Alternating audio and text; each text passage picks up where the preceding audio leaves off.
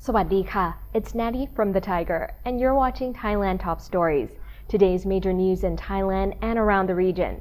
Stay tuned for a quick update on the COVID-19 situation here in Thailand, and of course, don't forget to subscribe to the channel. A new coronavirus subvariant known as the Delta Plus is being tracked by Thai medical officials.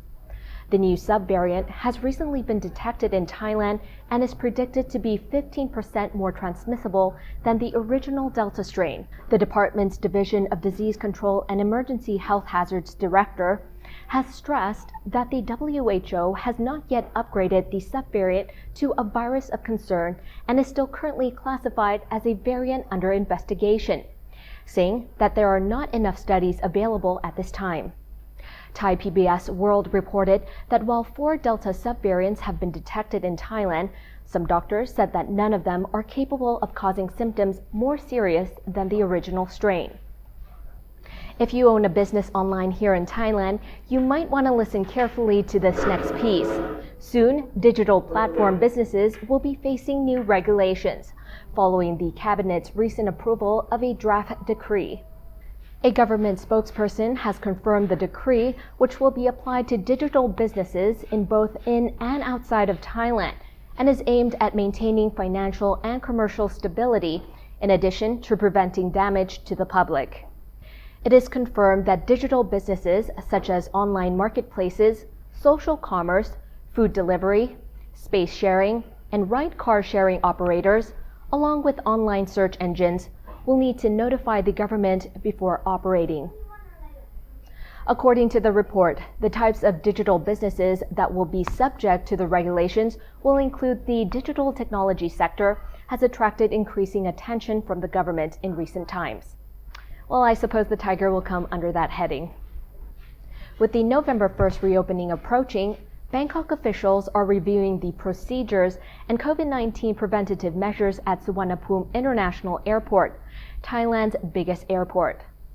Under the reopening plan, the quarantine period will be waived for travelers who are fully vaccinated against COVID-19, traveling from countries classified by the Thai government as quote-unquote low risk for the coronavirus and test negative for the virus.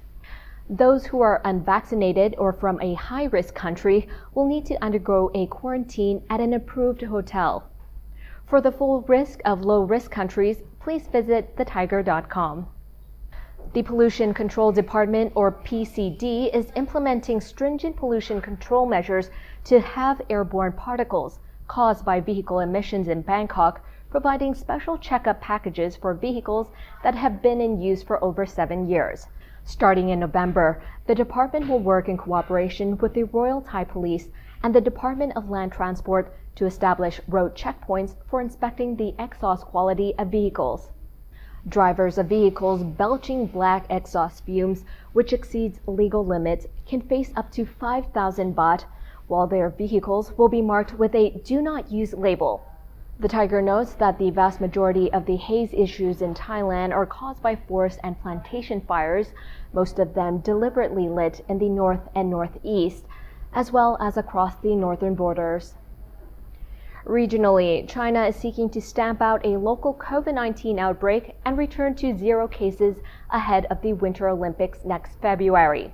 And as a safety precaution, organizers have said that the Beijing Marathon this weekend has been postponed until further notice to contain the spread of the virus in the country. China reported 43 new domestic infections yesterday in an outbreak spread by a traveling group of tourists in the latest test of the country's zero-tolerance approach. Organizers of Beijing's marathon said in a statement that the run would be postponed until further notice. But we've noted at the Thaiger that in the case of the marathon, it would only spread 42 kilometers. In Japan, the oldest niece of Japan's emperor, Princess Mako, has now become the former Princess Mako after marrying a commoner, her new husband, Kei Komuro. The new couple, Mr. and Mrs. Komuro, will lead the life of untitled citizens in Japan. The former princess told a media conference yesterday that her husband was an quote-unquote irreplaceable existence in her life. It was the first time the new husband and wife faced a media conference in a story that has been actively followed in Japan. In Japan, princesses lose their royal status if they marry a commoner. The CCSA has reported 8,452 new cases of COVID-19 with 57 new deaths. According to the latest reports, 8,449 have been released from care within the past 24 hours. And that wraps up the COVID-19 update. For more news on Thailand, go to thethaiger.com or check out our evening show, Thailand News Today. สวัสดีค่ะ